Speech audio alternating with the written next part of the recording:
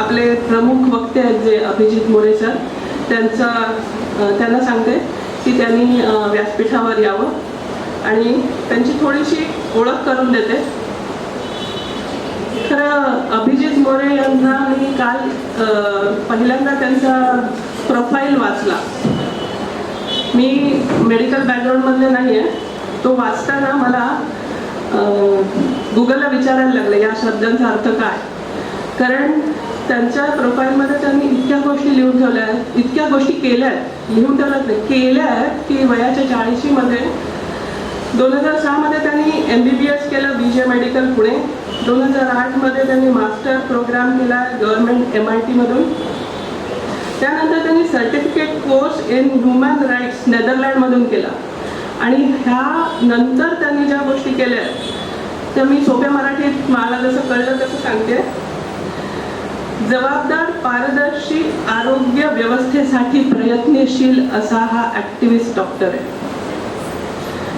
यांची एक NGO आहे साथी NGO द्वारे ते काम करतात आणि जन आरोग्य अभियान जे महाराष्ट्राचं सरकार चालवतं त्यात यांचा सहभाग आहे. बॉम्बे नर्सिंग होम रजिस्ट्रेशन ॲक्टमध्ये सुधारणा व्हावी याच्यासाठी त्यांनी ॲग्रेसिव्हली काम केलेलं आहे.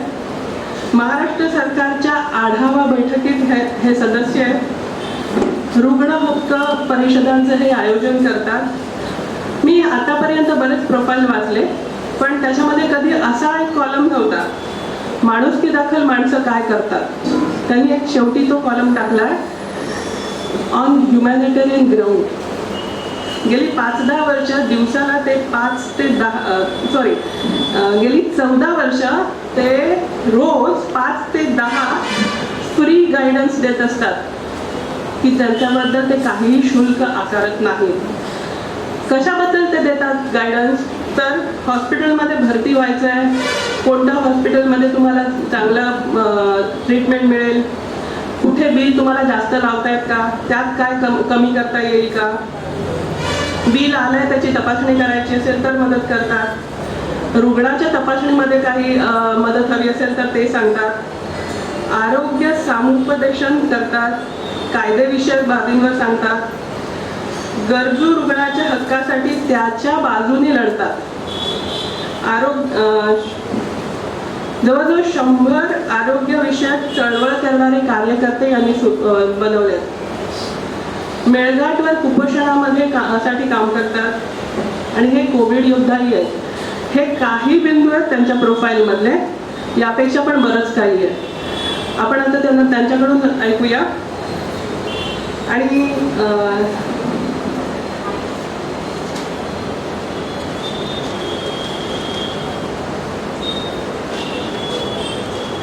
स्वच्छ आणि निर्मळ पाणी कुठले या विषयावर ते बोलणार आहेत डॉक्टर अभिजित मोरे.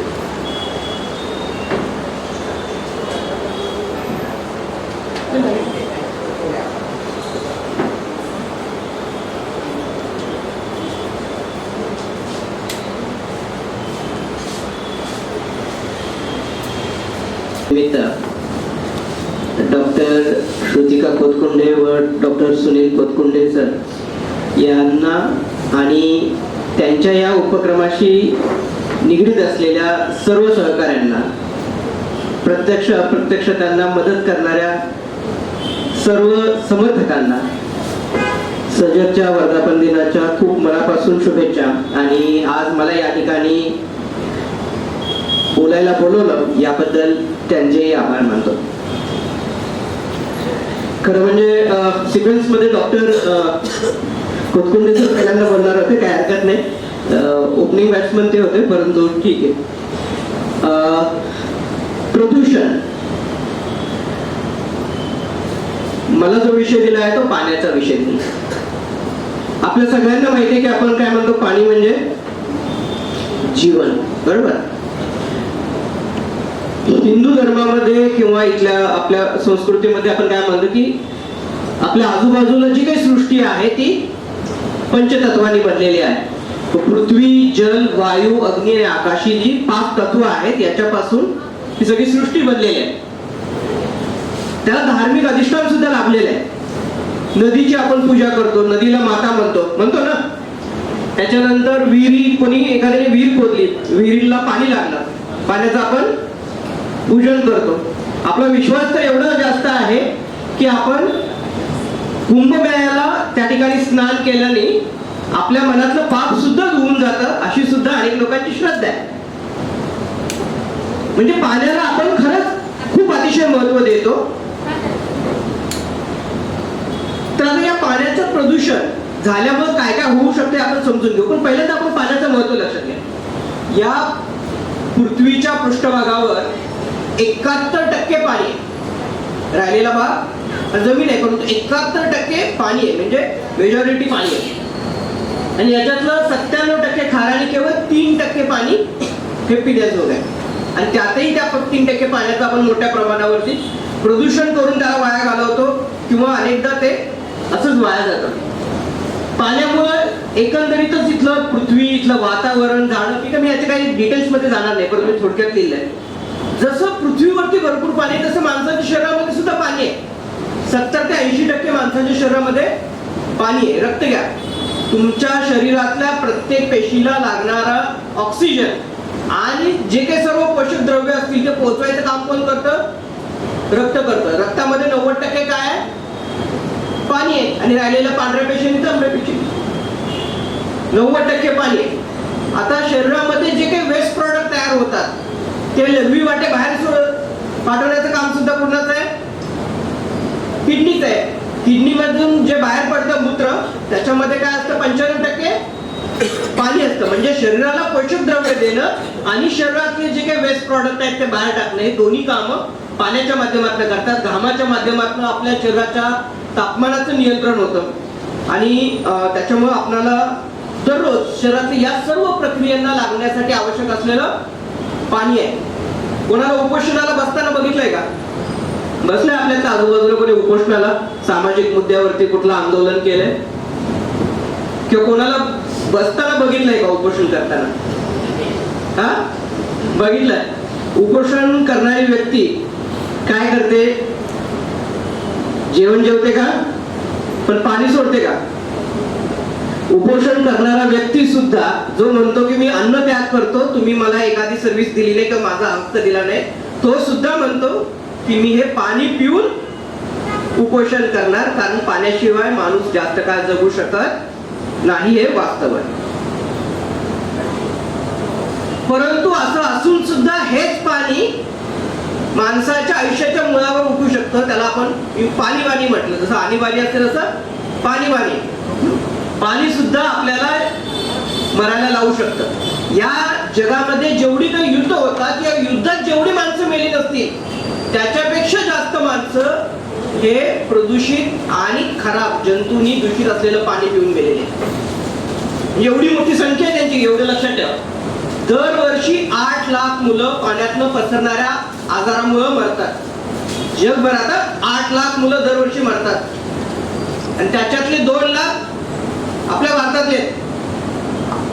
म्हणजे हे आपल्यासाठी अतिशय शरमेची बाब आहे की एका बाजूला आपण आपला देश विश्वगुरु म्हणून घेतो, दुसऱ्या बाजूला मात्र या देशातली अनेक लेकरं बाळं ही हगवण, उलटी, जुलाब यासारख्या किरकोळ आजाराने मरतात, ज्यानं 21व्या शतकामध्ये ही मुलं मरायचं काहीच कारण नाही. अशी 2 लाख मुलं दरवर्षी हगनात या आपल्या देशामध्ये मरतात. त्याचबरोबर लेप्टोस्पायरोसिसच्या आजाराने 60,000 लोक मरतात. लेप्टोस्पायरोसिस म्हणजे जे भात शेती असते आपल्या कोकणामध्ये, तर त्याच्यामध्ये जर लेप्टोस्पायरोसिसच्या जंतूंनी काय दूषित असलेला एखादा जर उंदीर असेल, त्याची विष्ठा जर त्याच्यामध्ये असेल तर ती एखाद्या जखमे वाटून ते लेप्टोस्पायरोसिसचे जंतू आपल्या शरीरामध्ये गेले तर खूप मोठ्या प्रमाणावरती शेतकरी याला बळी पडू शकतात. असे जवळ 60,000 लोक लेप्टोस्पायरोसिसने मरतात, असं जागतिक आरोग्य संघटनेचं म्हणणं आहे.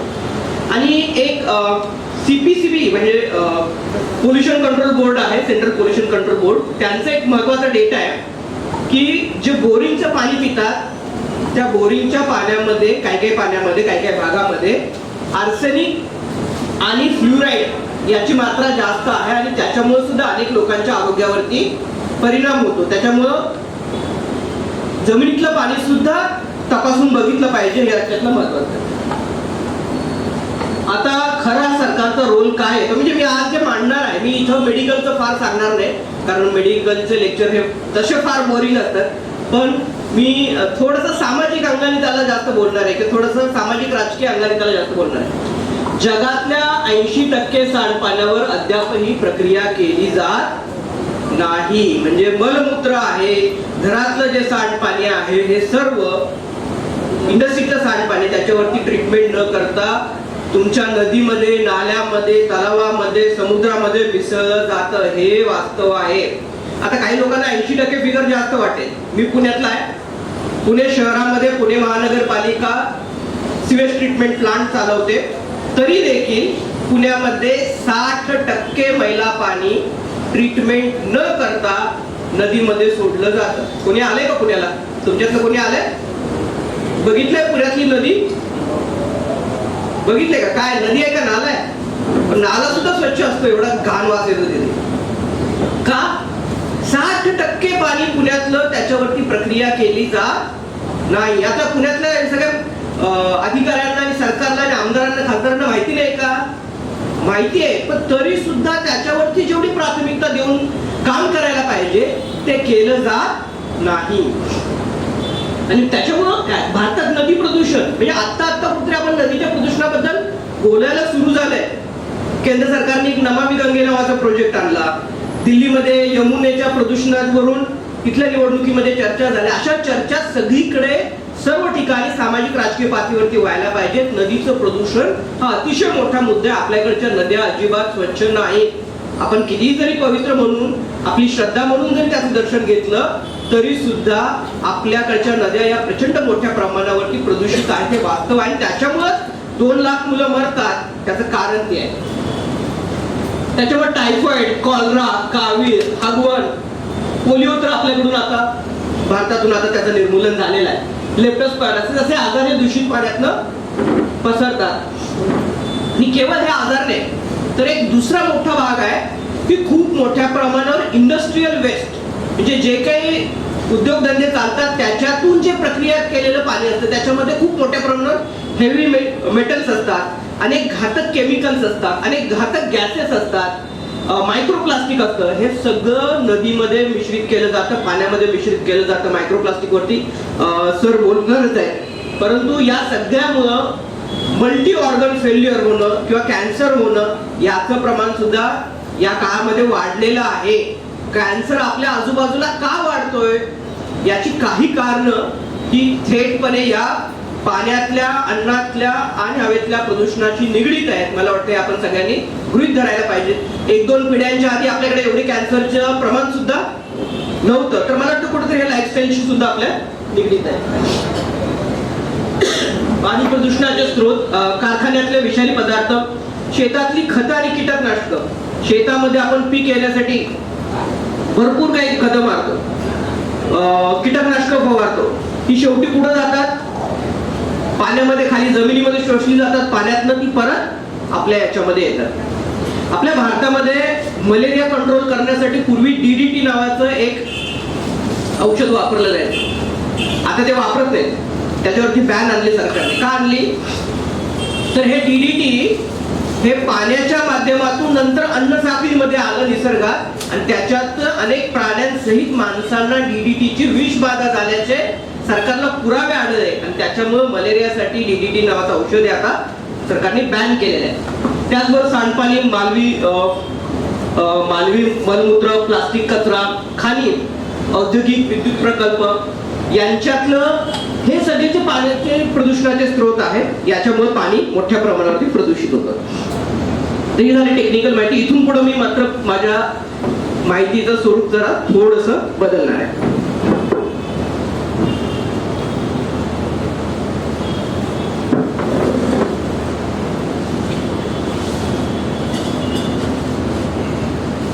कोरोनाची साथ कुठं सुरू झाली? कोण सांगू शकेल? कोविडची साथ आली होती ना 2 वर्षापूर्वी, 2-3 वर्षापूर्वी. कुठे? चीनमध्ये. बरोबर. आपण चीनला भरपूर शिव्या दिल्या.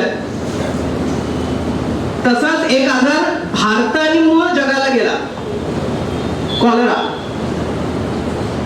कॉलरा हा गंगेचं जे शेवटचा भाग आहे, विशेष करून पश्चिम बंगालमधला आणि कलकत्त्याच्या आजूबाजूला, त्या एरियामध्ये विब्रिओ कॉलरी नावाचे हे सगळे बॅक्टेरिया त्या ठिकाणी तयार झाले आणि रेड स्पॉट ते त्या ठिकाणी दिले आणि तिथून तो आजार भारतात पसरायचा वेगवेगळ्या ठिकाणी, परंतु भारताच्या पलीकडे कधी तो फारसा गेला नव्हता. भारतामध्ये कॉलरामुळं अनेकदा उलटी आणि हगवणीच्या साथी या ठिकाणी आल्या होत्या, परंतु 1817 ते 1825 दरम्यान कॉलराची पहिली जागतिक लेवलला साथ आली आणि ती भारताच्या बाउंड्रीच्या पलीकडे गेली आणि आपण जे बघतोय की south Asia, China, south east Asia, इकडं आफ्रिका, मिडल ईस्ट आणि नंतरच्या टप्प्यामध्ये युरोप, अमेरिकेपर्यंत सुद्धा हा कॉलरा पसरला.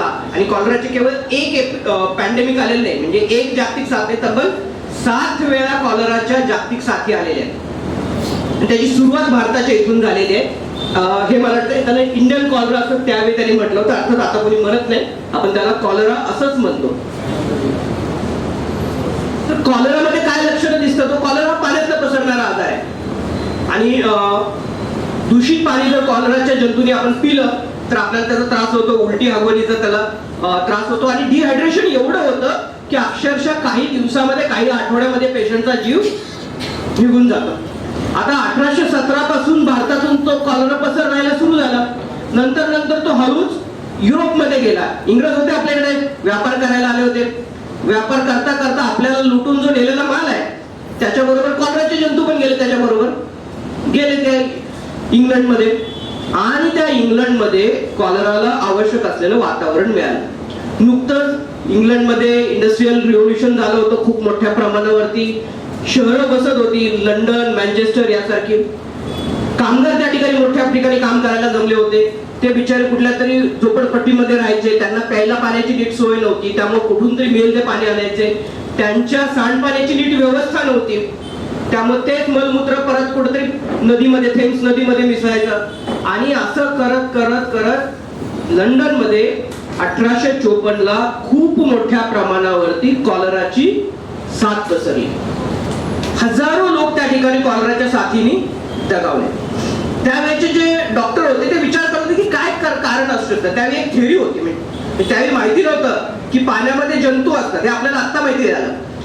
पाण्यामध्ये जंतू असतात हे त्यावेळी त्यांना माहिती नव्हतं. त्यावेळेचं प्रचलित जे सायन्स होतं ते असं होतं की जे मानवी विष्ठा आहे, या विष्ठेतून जो काही वास येतो, घाण वास येतो, त्याच्यामुळे माणसं आजारी पडतात आणि मग ही विष्ठा लवकरात लवकर पाण्याने साफ करून बाजूला काढावी, असं त्यावेळेचं ते एकंदरीत होतं. मी आज म्हणतो आपण त्याला, ती थेअरी होती. म्हणजे मग त्यावेळी एक डॉक्टर होता, जॉन स्नो, आणि या जॉन स्नोने एक साधा नकाशा बनवला ज्याच्यामुळं संपूर्ण, म्हणजे आपण जे काही आजारांबद्दल बोलतोय त्याचं एकंदरीतच टेक्निक बदलून गेलं. जॉन स्नो एक अॅनेस्थेटिस्ट होता, डॉक्टर होता. त्याने विचार केला आणि बघितलं की लंडन मधल्या सोहो प्रांत म्हणून आहे, तिथं ब्रॉड स्ट्रीट आहे. ब्रॉड स्ट्रीट वरती खूप मोठ्या प्रमाणावरती कॉलराचे पेशंट त्याला आढळून आले. त्यांनी संपूर्ण एरियामध्ये माहिती घेतली आणि त्याच्या डोक्यामध्ये एक प्रश्न पडला की जर हवेतल्या घाण वासामुळे लोक आजारी पडू शकत असतील तर एका विशिष्ट एरियातलेच लोक का आजारी पडले, त्याच्या आजूबाजूच्या एरियातले लोक का आजारी पडले नाही, हा त्याच्या मनामध्ये पहिला प्रश्न. आणि मग त्याच्या मनामध्ये शंका आली की ही काही जी काही त्यावेळेच्या विज्ञानातली जी काही थेअरी होती की प्रदूषित हवेमुळं हा पसरतो आजार, तर तसं नसण्याचं कारण काहीतरी वेगळं असलं पाहिजे. आणि मग त्याने काय केलं, एक साधी गोष्ट केली, साधं लॉजिक वापरलं आणि तो घरोघरी गेला ज्या ठिकाणी कॉलरा होता, नकाशा काढला, तिथं विचारलं कॉलराचे ज्या ज्या ठिकाणी पेशंट आहेत त्यांच्या घरानुसार त्यांनी डॉट द्यायला चालू केलं. याला मॅपिंग म्हणतो आम्ही, आजही वापरतात. कोविडच्या काळामध्ये आले होते ना आरोग्य विभागाचे कर्मचारी, खोकला आहे का, सर्दी आहे का, ताप आहे का, आलं होते सगळ्यांच्या प्रत्येकाच्या घरी विचारायला. तेच टेक्निक त्याने तिथं सुरू केलं. त्याने शोधून काय, त्यांनी सगळ्यांना विचारलं आणि विचारलं की तुम्ही पाणी कुठून पिता. आणि ज्या ज्या लोकांना कॉलराची साथ आढळून आली त्यांनी एकाच पंपावरून पाणी पिलेलं होतं. हातपंप होता, एकाच पंपावरून त्यांनी पाणी पिलं होतं. आणि त्याच एरियामध्ये अजून एक 2 घरं होती तिथे कामगार होते काही काम करणारे, त्यांना मात्र कॉलरा झाला नाही, कारण ते पाण्याच्या ऐवजी काय प्यायचे, बियर प्यायचे. खरी घटना आहे. आणि त्यांना त्यावेळी कॉलरा झाला नाही. पण एक महिला अशी होती की जी ते एरियात राहत नव्हती, लांबवर राहत होती, पण तिने त्या हातपंपाचं पाणी लांबवर घेऊन गेली आणि ती पिल्यानंतर ती सुद्धा त्या ठिकाणी दगावली. याच्यातून त्याच्या मनामध्ये शंका आली की हा पाण्याने पसरणारा आजार आहे. त्यावेळी पाण्यामध्ये जंतू असतात किंवा जंतूमुळे आजार होतो हे माणसाला माहीत नव्हतं, परंतु केवळ लॉजिकच्या आधारे त्याने म्हटलं की एवढ्याच एरियामध्ये पेशंट आहेत, आजूबाजूच्या एरियामध्ये हे सगळे लोक एकाच पंपावरून पाणी पितात, याचा अर्थ हा पंप मध्ये काहीतरी प्रॉब्लेम आहे. त्याने तिथल्या अधिकाऱ्यांना सांगितलं की तुम्हाला साथ कंट्रोल मध्ये आणायची असेल तर तेवढा हातपंप तेवढा तुम्ही बाजूला काढा. सुरुवातीला लोकांनी त्याला विरोध केला. ते म्हटले अरे कुठे आहे याच्यामध्ये विष, हे पाण्यामध्ये विष तर दाखव. तो दाखवू शकला का, नाही. पण तो म्हटला की माझं लॉजिक सांगतं की हे असं आहे. आता त्या ठिकाणी एवढे कॉलराचे पेशंट होते, शेकडो हजारो लोक मरायची चाललं होतं. त्याच्यामुळे त्यांनी म्हटले हाही प्रयोग करून बघू. त्यांनी तो हातपंप उघडून टाकला, त्याचा वापर बंद केला आणि त्याच्यानंतर काहीच दिवसामध्ये कॉलराचे पेशंट झपाट्याने कमी झाले आणि ती साथ आटोक्यामध्ये आली. हा तो पंप आहे पलीकडच्या बाजूला.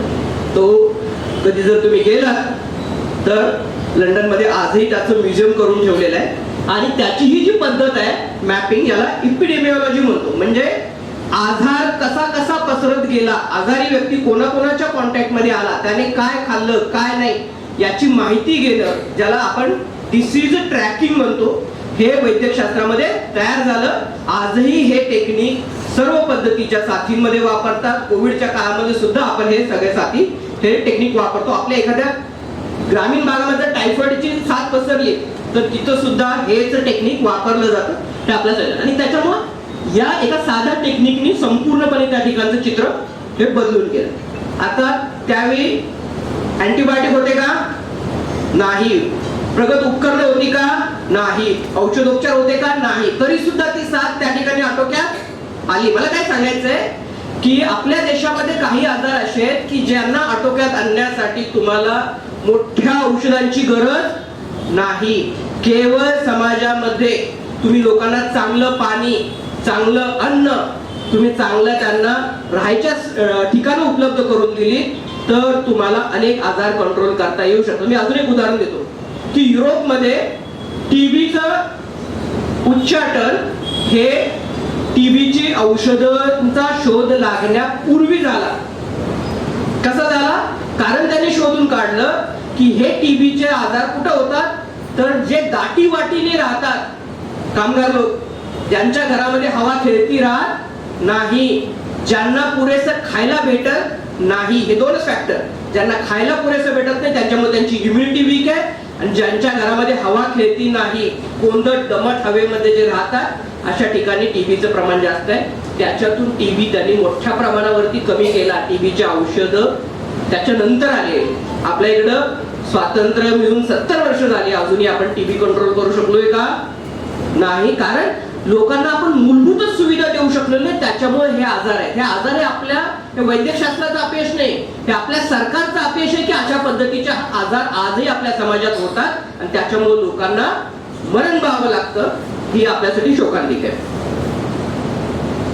आता 1854 झालं, 1858 अजूनही, म्हणजे जॉन स्नोनी तो पंप उघडून टाकायला लावला, परंतु पाण्यात जंतू असतात अजूनही सिद्ध झालेलं नव्हतं. आणि अजूनही लंडन मधली जी थेम्स नदी आहे त्याच्यामध्ये खूप मोठ्या प्रमाणावरती मैला वगैरे सगळा दूषित मैला येत होता. पाण्यावरती ट्रीटमेंट करायला पाहिजे, शुद्ध करायला पाहिजे, हे सुद्धा कोणाला काही माहिती नव्हतं. आणि परिस्थिती एवढी वाईट झाली की 1858च्या उन्हाळ्यामध्ये लंडन मध्ये प्रचंड तापमान वाढलं. थेम्स नदीमध्ये खूप मोठ्या प्रमाणावरती मैला होता आणि त्या उन्हामध्ये तो मैला पाण्यामध्ये मिसळला, त्याचं फर्मेंटेशन व्हायला चालू झालं आणि त्याच्यामुळे एवढा घाण वास यायला लागला की लोकांना अक्षरशः नाकाला फडकं लावूनच फिरावं लागलं. ग्रेट स्टिंक म्हणतात, इंटरनेटवरती शोधा कोणतरी. 1858 ग्रेट स्टीम लंडन, प्रचंड मोठ्या प्रमाणात. आणि थेम्सच्या नदीच्या काठावरतीच तिकडे त्यांची पार्लिमेंट वगैरे आहे. कोणी लंडनला गेलं तर फिरायला बघू शकता आपण, पार्लिमेंटला वगैरे जातो. तिथल्या सत्ताधाऱ्यांना सुद्धा त्या ठिकाणी पार्लिमेंटमध्ये काम करता येणं अशक्य झालं. आणि मग याच्यावरती काहीतरी उपाय काढला पाहिजे हे त्यांनी बघितलं. आणि मग जोसेफ बझलगेट नावाचा एक आर्किटेक्ट होता, त्याच्याकडे त्यांनी ते काम सोपवलं. त्याने त्यावेळी 30 मिलियन पाऊंड म्हटलं, आजच्या काळामध्ये कधी 4000 कोटी बजेट होईल, ची एक योजना आखली. आणि त्याने असं सांगितलं की जो काही मैला पाणी आहे तो वेगळ्या पद्धतीने नदीपेक्षा बाहेरच्या बाजूला ड्रेन केला पाहिजे. आणि नद्याचं पाणी हे मैला मिश्रित असता कामा नये. आणि अशा पद्धतीने 1858 त्यांच्या इकडे ही सीवर पद्धत आली. म्हणजे हे ड्रेनेज दिसतात ना केवढे मोठे दिसत आहेत, हे अंडरग्राऊंड ड्रेनेज आहेत. आणि हे बांधताना त्याने असं म्हटलं की हे लंडनच्या आयुष्यात एकदाच बांधले जाणार आहे, त्याच्यामुळे मी पुढच्या 200 वर्षांचा विचार करून बांधणार. आजही सीवर सिस्टम लंडन मध्ये इफेक्टिव्हली काम करत आहे. आपल्या इकडे काय परिस्थिती आहे हो, एक रस्ता बांधला तर लगेच पुढच्या महिन्यात उकरला जातो. आमच्या पुण्यात तर सिमेंटचा रस्ता बांधला, पाईपलाईन टाकायची राहिली परत खोदा, टेलिफोनची लाईन टाकायची राहिली परत खोदा. म्हणजे काही प्लॅनिंगच नाही आपल्याकडे, टाउन प्लॅनिंग नावाचा भागच नाही. यांनी अशा पद्धतीने टाउन प्लॅनिंग करून 1,500 किलोमीटरचं सिव्हरचं पाईपलाईनचं स्ट्रक्चर बनवलं पूर्णपणे आणि प्रचंड पैसे खर्च केले. का तर लोक आजारी पडू नयेत आणि मरू नये. अनेक देशामध्ये हे जे बदल होत आहे त्याचं मागचं एक कारण आहे की माणसाच्या आयुष्याची त्या ठिकाणी किंमत आहे सरकारच्या नजरेमध्ये. आणि पार्लिमेंटला तर काम करायचं होतं, त्यांना तर तो वास सुद्धा घालवायचा होता, त्यांची सुद्धा बदनामी होत होती. त्यामुळे त्यांनी बजेट पटकन अप्रूव्ह केलं आणि त्याच्यामुळे तिथं हे पद्धती येऊ शकली. आज सुद्धा ती प्रचंड चांगल्या पद्धतीने काम करते. सीवर सिस्टीम म्हणजे पाण्यामध्ये जंतू आहेत हे माहिती व्हायच्या आधीच त्यांनी त्याच्यावरची उपाययोजना केली. आज तर आपल्याला सगळं माहिती आहे, आपल्याकडे पैसे पण आहेत, टेक्नॉलॉजी पण आहे, सगळं आहे, एक से एक आर्किटेक्चर आहे. पण आजही आपण आपल्या देशामध्ये चांगलं सीवर सिस्टीम तयार करू शकलेलो आहोत का? नाही. मला वाटतं काही मोजकी मोठी शहरं सोडली तर आपल्याकडे आजही सीवरची चांगली सिस्टीम नाही. त्याच्यामुळे पाण्यातनं पसरणारे आजार आज सुद्धा पसरत आहेत. आज सुद्धा 2 लाख मुलं का मरतायत? त्याचं कारण हे की आपल्याकडं मैला पाणी वाहून नेणारी वेगळी यंत्रणा नाही. बऱ्याचदा पिण्याच्या पाण्याची पाईपलाईन आणि सांडपाणी नेणारी लाईन हे जवळजवळ जातात. आणि मग त्याच्यामध्ये आपल्याकडच्या पाईपा सुद्धा कसल्या भारी असतात, त्याची झीज होते, मग त्याच्यात पाणी मुरतं. मग इकडनं जी कोला फॅक्टरी म्हणतो अरे वा मला तिकडं चांगल्या पाण्यात जायला भेटते, तो तिकडं जातो आणि मग हळूहळू सगळ्या साथी पसरतात. हे आपल्या गव्हर्नमेंटचं फेल्युअर आहे. हे कुठेही डॉक्टरांचं किंवा मेडिकल सिस्टीमचं फेल्युअर नाही, हे गव्हर्नमेंटचं फेल्युअर आहे. अजून एक उदाहरण देतो की अमेरिकेमध्ये म्हणजे सरकार कुठल्या लेवलला जाऊ शकतात माणसाचा जीव वाचवायला. शिकागो 1893 अमेरिकेमध्ये, त्यावेळेचं जगातलं सगळ्यात वेगाने वाढणाऱ्या शहरांमध्ये शिकागो एक होतं. प्रचंड मोठ्या प्रमाणावरती त्या ठिकाणी कामगार येऊन राहत होते मोठ्या प्रमाणावरती, अनेक कंपन्या आणि इंडस्ट्रीज येत होत्या. आणि शिकागोमध्ये एक मिशिगन लेक आहे, त्या मिशिगन लेकचं पाणी त्या शिकागो शहराला पिण्यासाठी पुरवायचे. आणि शिकागो नावाची ऍक्च्युअली नदी आहे, त्या नदीवरून त्या शहराला नाव पडलं. ती नदी मात्र सगळं मैला पाणी घेऊन त्या लेक मिशिगन मध्ये शिरायचे आणि लेक मिशिगनचं सगळं पाणी घाण करून टाकायचं. आणि आता तर तिकडे टायफॉइड आणि कॉलराने सुद्धा हैदोस घालायला चालू केलं होतं. हजारो लोक त्या ठिकाणी मरत होते. मग आता याच्यावरती सोल्युशन काय? तर त्यांनी चक्क रिव्हर्स फ्लो करणारी नदी तयार केली. म्हणजे ज्या तलावामध्ये ती मैला पाणी घेऊन येणारी शिकागो नदी होती तिला त्यांनी युटर्न घेऊन एक दुसरा कॅनल तयार केला गेला आणि त्या प्रवाहाच्या उलट दिशेने तिला, आणि हे इंजिनिअरिंग मधलं एक मार्वल मानलं जातं, उलट दिशेने त्याला प्रवाहित केलं आणि तिला दुसऱ्या बाजूला नेलं आणि लेक मिशिगन मध्ये खराब पाणी येणार नाही अशी त्यांनी एक व्यवस्था तयार केली गेली. आणि याच्यासाठी सुद्धा त्यांनी शेकडो कोटी रुपये त्या काळामध्ये खर्च केले. म्हणजे सरकार काय काय करू शकतात की नागरिकांना चांगल्या पद्धतीने पिण्याचं पाणी मिळावं आणि ते आजारी पडू नये यासाठी. शिकागो, आणि हे आजही तुम्ही इंटरनेटवर टाकलं तर तुम्हाला ही सुद्धा माहिती भेटू शकेल की नदी त्या ठिकाणी उलट दिशेने वाहते. आता आपण आपल्या देशामध्ये येऊ. मी सांगितलं की आपल्याकडे आता काहीच होत नाही यापैकी, बऱ्यापैकी किंवा त्या लेवलची इच्छाशक्ती दिसत नाही. पण आपल्या देशामध्ये कायम होतं का हो? तर नाही. 5000 वर्षापूर्वी जी हडप्पा आणि मोहेंजोदडो संस्कृती होती, ज्याचे जे अवशेष सापडले त्याच्यामध्ये त्या ठिकाणी पिण्याच्या पाण्यासाठीची कुंड होती, आंघोळीसाठी बाथरूम होते, सांडपाणी नेण्याची व्यवस्था होती. म्हणजे प्रॉपर रचना ही आपल्याला हडप्पा मोहेंजोदडो संस्कृतीमध्ये दिसून येते. म्हणजे एकेकाळी भारतामध्ये सुद्धा अशा पद्धतीच्या शहरीकरणामध्ये अशा रचना दिसून येत होत्या. परंतु कालांतराने मात्र हे सगळं ज्ञान आहे हे कुठं लुप्त होत गेलेलं आहे. कदाचित आपली राजकीय इच्छाशक्ती सुद्धा त्याच्याबरोबर निघून गेली, आणि त्याच्यामुळे आजही भारतामध्ये ह्या अशा पद्धतीच्या साथी होतात. आता महापूर आला की लेप्टोस्पायरोसिस, टायफॉइड, नाहीतर कावीळ, नाहीतर कॉलरा याच्या साथी हमखास आपल्या इकडे होत असतात, आणि त्याच्यामध्ये अनेक लोकांचा त्या ठिकाणी जीव जातो. कशा घाण ठिकाणी लोक राहतात, त्यांना पिण्याच्या पाण्याची चांगली सोय नाहीये, त्यांना चांगलं ड्रेनेजची सोय नाहीये, टॉयलेट बाथरूमची सोय नाही. सरकार करतंय त्याच्याबद्दल, म्हणजे सरकारच्या वतीने सुद्धा अनेक उपक्रम केले जातात. शौचालय बांधण्याचा असू दे, पिण्याचं पाण्याचं असू दे, किंवा स्वच्छ भारत अभियान असू दे, नमामि गंगे अभियान असू दे. पण तुम्हाला म्हणायचं की हे पूर्ण नाही, आपल्याला अनेक पटीने हे सगळं वाढवावं लागेल. अशीच कॉलराची साथ बांगलादेशमध्ये सुद्धा येत होते. मग त्यांनी काय केलं, बांगलादेशच्या लोकांनी कॉलराच्या साथीतून वाचायला, की नदीचं पाणी प्यायलाच लोक त्याच्यामध्ये भरपूर हे असतं, त्यांनी बोरवेल खणायला चालू केलं. लाखो बोरवेल बांगलादेशमध्ये त्यांनी खणल्या. आणि त्यांचं दुर्दैव असं की हिमालयामध्ये असणारं जे काही आर्सेनिक आहे ते प्रवाहाबरोबर खाली खाली खाली भारतातल्या पश्चिम बंगाल आणि नंतर बांगलादेशमध्ये गेलं, आणि ते तिथल्या नदीच्या आजूबाजूच्या सेडिमेंटमध्ये पडून राहिलं. आणि जेव्हा ह्या लाखो बोरवेल खणल्या गेल्या तेव्हा त्या बोरवेलमध्ये आर्सेनिक नावाच्या केमिकलची मात्रा ही नॉर्मल आपल्याला जेवढी ऍक्सेप्टेबल आहे त्याच्या 50 पटीने अधिक जास्त आढळून आली. आणि त्याच्यामुळे आज बांगलादेश मधल्या जवळजवळ 10 कोटी जनतेला आर्सेनिकचं पाणी प्यावं लागतं, बोरिंगचं पाणी प्यावं लागतं. आणि त्यामुळे त्यांना कॅन्सरची रिस्क आहे, हार्ट डिसीजची रिस्क आहे, त्याचबरोबर स्किनचे सुद्धा अनेक प्रॉब्लेम होतात. आपण बघतो की स्किनच्या खाली त्यांना असे फुटकुळे येतात किंवा गाठी तयार होतात, डिपॉझिट होतात. असे भयंकर आजार हे बांगलादेशमध्ये दिसत आहेत. आणि जागतिक आरोग्य संघटनेने याचं वर्णन केलेलं आहे, लार्जेस्ट मास पॉइझनिंग. हे अजून चालू आहे. म्हणजे रोज इथल्या लोकांना पाणी पिणं म्हणजे विष पिण्यासारखं आहे. त्याच्यावरती आता ते पर्याय शोधतायत की रेन वॉटर हार्वेस्टिंगच्या माध्यमातून काय करता येईल. परंतु ही परिस्थिती आहे, म्हणजे की एका बाजूला दूषित पाणी आणि दुसऱ्या बाजूला बोरवेल काढायला गेलं तर हे सारखे आर्सेनिक आणि फ्लुराईड यांची मात्रा हे दोन्ही आहेत. त्याच्यामुळं दोन्ही पद्धतीने म्हणजे बोरवेलचं पाणी सेफ असतं असं कोणी भ्रमात राहायची गरज नाही. त्याच्या केमिकलची मात्रा आपण चेक करून घेतली पाहिजे. हे आपल्या या सगळ्याच्यातलं एक बेसिक धडा आहे.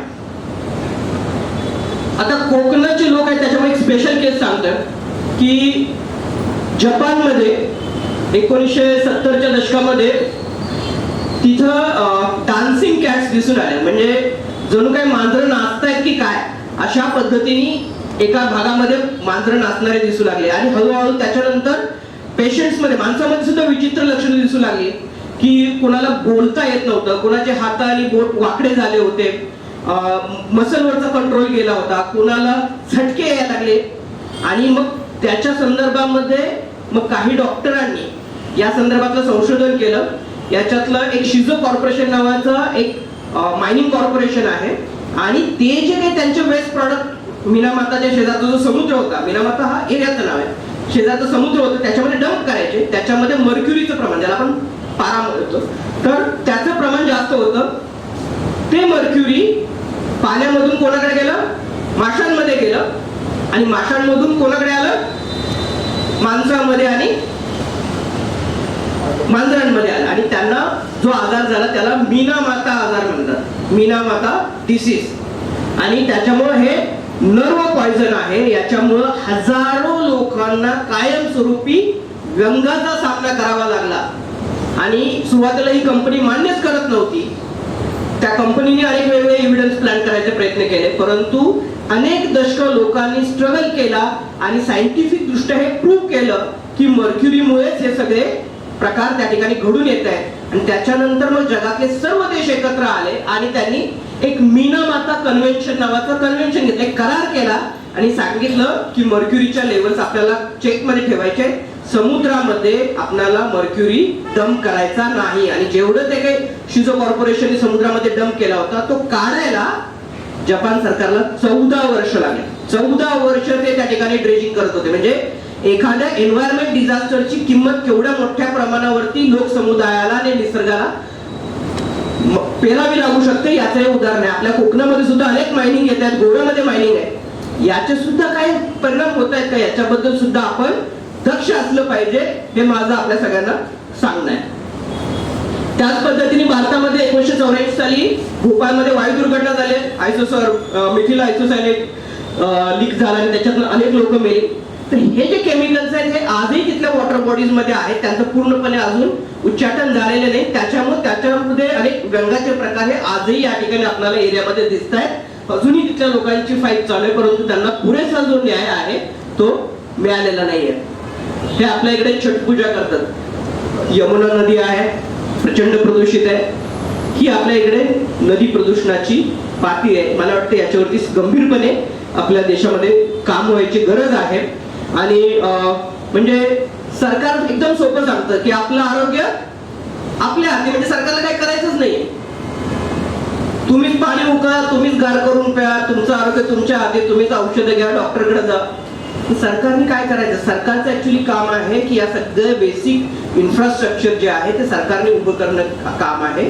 बऱ्याचदा सरकार फक्त केवळ नागरिकांवरती सोपवून देतं आणि त्यांचे जे मूलभूत काम आहे. आणि मी आपल्याला 2-3 उदाहरणं दिले की त्या देशातलं सरकार, महानगरपालिका सुद्धा कुठल्या लेवलला जाऊन त्या ठिकाणी शहरामध्ये बदल करू शकतात. मला वाटतं की आपल्या देशामध्ये सुद्धा शक्य आहे जर आपण सर्वांनी सजग होऊन याबद्दल जर आवाज उठवला आणि आपल्या सर्व लोकप्रतिनिधी असतील, अधिकारी असतील यांच्याकडे आग्रह धरला.